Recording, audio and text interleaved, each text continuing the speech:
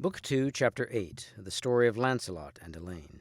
For many years King Arthur and his knights fought against the Saxons at different places all over the land of Britain. But when the great battle of Mount Badon had been fought, one of the greatest battles ever fought on British soil, there followed long years of peace, when the realm of Logres seemed to smile in a long divine summer between the clouds that were gathering thickly over all the rest of the world. At first there were many robbers and evil men, giants too, and wizards, against whom the knights must be ready to fight at any moment. And it was not only at the great feasts of Easter and Pentecost, Michaelmas and Christmas, that damsels came riding to King Arthur's court to seek redress for the wrongs that had been done them. But as the years rolled by, fewer and fewer needed help. The peace of a true and holy state settled more and more surely upon Logres, and King Arthur's knights spent more and more of their time holding great tournaments at Camelot or Caerleon, growing more and more skilled in arms, it is true, but finding less and less cause to prove their prowess. Most of the younger knights rode about all over the country in quest of adventures, but the older ones waited more and more for some great thing to befall, and foremost amongst these was Lancelot. For long years he had been supreme, no knight equaling him in strength and valor and courtesy and nobleness of mind, not even Tristram or Gareth, Geraint, or the young knight Percival. Only Gawain might compare with him, and they were friends so true that no rivalry ever sprang up between them. Now, from the very first day when he came to court, Lancelot had loved Queen Guinevere, and her alone of all the ladies in the world. Faithfully and truly he served her for many years as a knight should, and King Arthur felt no jealousy, for he trusted the high honor of both Lancelot and the queen. And for a long time Lancelot served Guinevere as a true knight and a true subject, seeking only to bring her honor by his mighty deeds. But in the long years of peace, when he was so seldom called away from Camelot on a quest, and when King Arthur needed no longer to lead his hosts forth to battle, both Lancelot and Guinevere began to spend more and more of their time together, more and more often without King Arthur's knowledge. In this way the first shadow of a great evil crept into Logres, so silently and so innocent in seeming that no one observed it, nor did either Lancelot or Guinevere dream whither it would lead. But the powers of evil, seeking now more and more desperately to find some tiny loophole through which to climb into the stronghold of good, saw it, and set a cunning snare for Lancelot. One blithe spring day, at the feast of Easter which King Arthur held at Camelot, there came a hermit into the great hall and greeted those who sat there at meat. "May God's blessing fall upon all this company," he cried. "Surely a fair gathering of knights the world shall never see, but there is yet one place empty. Tell me of that seat, I pray you, my lord king," and he pointed with his staff to the empty place between Sir Lancelot and Sir Percival. "Reverend father," answered King Arthur, "that is the Siege Perilous, and therein one knight only shall sit, for so Merlin foretold on the day of his making of this table. But if another man sit there, he shall die swiftly by the magic of that siege." "Know you who shall sit therein?" asked the hermit. "Nay," said King Arthur and all his knights, "we know not who it is that shall sit there."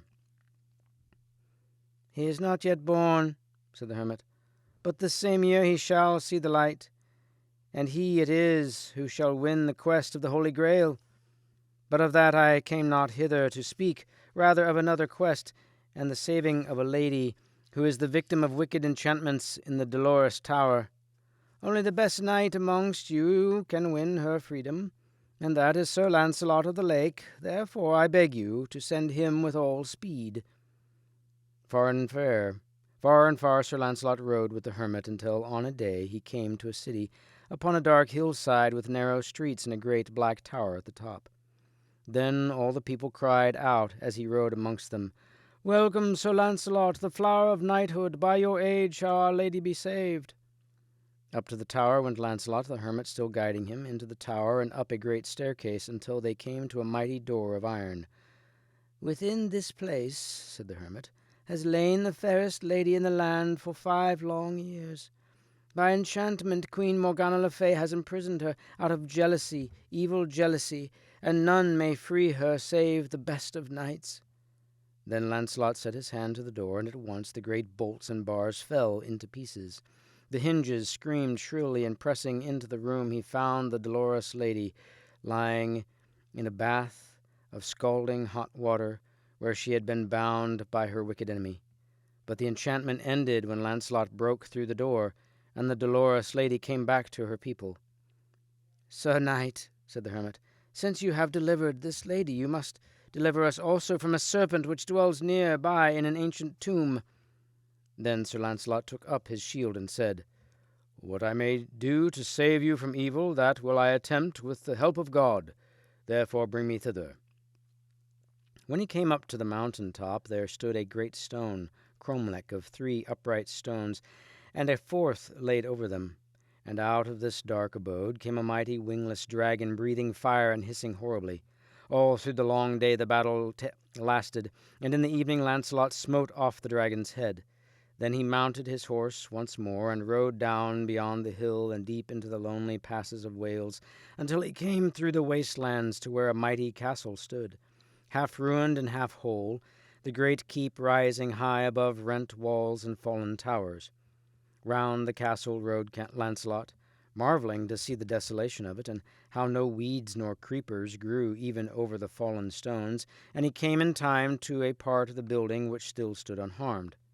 Here 2 squires met him and led him into the great hall, where Pelles, the maimed king, whom Balin had smitten long years before, when he struck the Dolores stroke, sat among his knights and ladies at the high table on its dais above the body of the hall. "Welcome, fair knight," said King Pelles, raising one wasted arm where he lay unable to move on a golden couch. "Sit you down at my table. It is long since any knight came to this haunted castle of Carbonek, and I fear that many years still must pass before the one comes who may heal me of my grievous wound. But tell me your name, I require you by your knightly honor. Tell me truly." "Sir," said Lancelot, bowing gravely, "I hold it a great honor that you should welcome me thus, and as for my name, it is Lancelot of the Lake." "And I," answered his host, "am Pelles, king of the waste lands and of the haunted Carbonek. But I hold a sacred trust, for Joseph of Arimathea was my ancestor, and anon you shall see a wonder." Lancelot seated himself at the table, and he noticed that there was no food nor wine set before anyone there, and that a great silence had fallen upon them all. Then suddenly there was a peal of thunder. The door flew open, and into the hall came 3 women dressed all in white and veiled, moving so silently that he thought they must be spirits and not women. The first bore in her hand a spear with a point of light, from which dripped blood that vanished ere it touched the floor. The second held a golden platter covered with a cloth, and the third a golden cup covered also, but seeming to be filled with a light so pure and bright that no man might look at it. But it was with a deeper awe and reverence that Lancelot hid his face in prayer as the procession passed round the table and out of the hall once more. When it was gone, a great peace and well-being fell upon all present, and it seemed to Lancelot that he had eaten and drunk of more than mortal food. "My lord," he said in a hushed voice, "what may this mean?" "Sir," answered King Pelles, "you have seen the most precious tokens in the world, and I, the descendant of Joseph of Arimathea, am their guardian. From that cup and platter our Lord Jesus Christ ate and drank at the Last Supper. With that spear Longinus, the Roman centurion, pierced his side as he hung upon the cross, and in that same cup, which is called the Holy Grail, Joseph of Arimathea caught his most precious blood as it ran from the wound. No, I say that the Holy Grail has passed by you beneath that cloth. When it passes amongst you all as you sit at Camelot, the round table shall be broken for a season, as you all ride forth in quest of it." When the wonder of what he had seen had passed from Lancelot a little, he spoke to his host of other matters, and many days he remained at Castle Carbonek, but never again did he see the procession of the Holy Grail. But King Pelles had a daughter called Elaine, one of the fairest damsels in the world, and she loved Lancelot the moment that she saw him. All the time he was at Castle Carbonek, Elaine tended on him, served him in all things, and tried her hardest to win his love. But though Lancelot treated her with all courtesy, rode hunting with her, listened to her singing, played at chess with her, yet still his heart was unstirred, and he remained faithful to Queen Guinevere, though unfaithful in thought at least to his honor as a knight of Logres and to his king. Then Elaine spoke with her father, King Pelles, and he could see a little of the future as though a glass darkly made answer. "Do not weep and lament, my daughter. Lancelot shall indeed be your lord, and you shall bear him a son, which shall be called Galahad, who shall bring the wastelands from under the shadow of the curse, and heal me of my wound.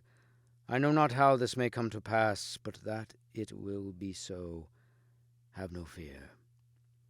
The days went by while Lancelot dwelt in peace at Carbonek, but Elaine prospered not at all in her love.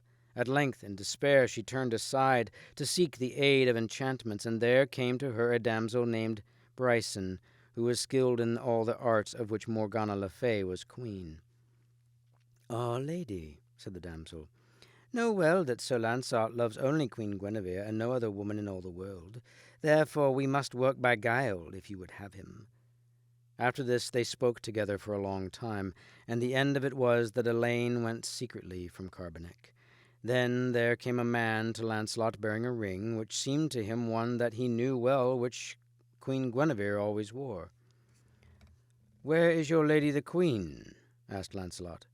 "Sir," answered the man, "she is at Case Castle, not many miles from here, and she bids you come to her as soon as may be."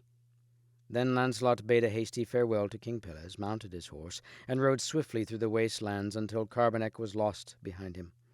And he came at sundown to the little castle of Case on the skirts of the great forest, and there he found Queen Guinevere, or so it seemed to him, waiting for him with her eyes full of love. But really it was Elaine who, by the arts of Bryson, had taken the form of Guinevere for a little while in the dim glow of evening. When Lancelot saw her alone thus, he quite forgot his honor and his oath, the glory of Logres and his faith to King Arthur. All his thoughts were on Guinevere, and when she spoke to him of marriage, he forgot even that she was the King Arthur's wife. Indeed, Bryson, the enchantress, had made all things ready at the castle of Case. The morning dawned grey and ominous, and Lancelot awoke to find the Lady Elaine sleeping by his side. Then he remembered all, and how he was shamed forever, even though Elaine and not Guinevere was beside him. "Alas," he cried, "I have lived too long, for now I am dishonored." Then Elaine awoke, and knelt before him, confessing all and praying for his forgiveness. "Ah, noble Sir Lancelot," she cried, "I did all these things only for love of you." But Lancelot cried aloud in his agony of mind, and the world seemed to spin round him. Flinging open the window, he leapt out of it, clad only in his shirt, fell into the bed of roses, sprang to his feet all scratched and bleeding from the thorns, and rushed away, still crying aloud, until he was lost in the forest. And there he wandered, and upon the desolate hills of Wales his wits quite gone from him. The months sped by, and at Camelot men began to ask what had become of Sir Lancelot, that no one had seen him for so long. Christmas came, and still he did not return, nor had he graced the feast at Pentecost or Michaelmas. When the new year was in, Lancelot's cousin, Sir Bors de Ganis, went quietly away from Camelot in search of him.